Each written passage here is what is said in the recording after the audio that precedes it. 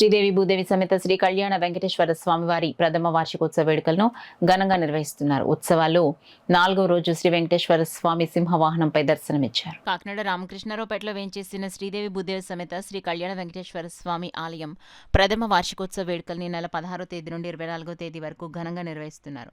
ఉత్సవాల్లో భాగంగా 4వ రోజు స్వామివారి ఉత్సవ విగ్రహాలను సింహవాహనంపై ఊరేగింపును నిర్వహించారు.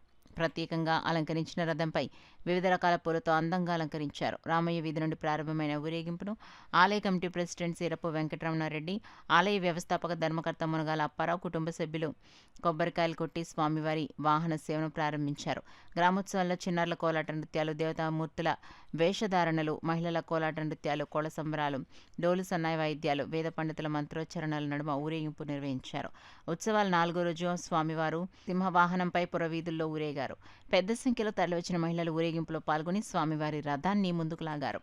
సన్నాయి మేళాలు, కోళ సంబరాలు, కోలాట నృత్యాలు, వేదపట్టణం, గోవిందనామ స్మరణతో సాగిన ఊరేగింపులో ప్రజలు పాల్గొని స్వామివారిని కనులారా దర్శించి పులకించారు. ఈ కార్యక్రమంలో ఆలయ కన్వీనర్ దారపు మాధవరెడ్డి, ధర్మకర్త Munagala Gurunath Reddy, vice president Nayana Satyanarayana, joint convener Sirapu Babji, treasurer Neelapu Bala Venkatrao, joint treasurer Challa Venkataramana, organising vice president Darapu Veman Reddy, working president దారపు గోవిందరాజు రెడ్డి, ఆలయ కమిటీ సభ్యులు, మహిళలు పాల్గొన్నారు.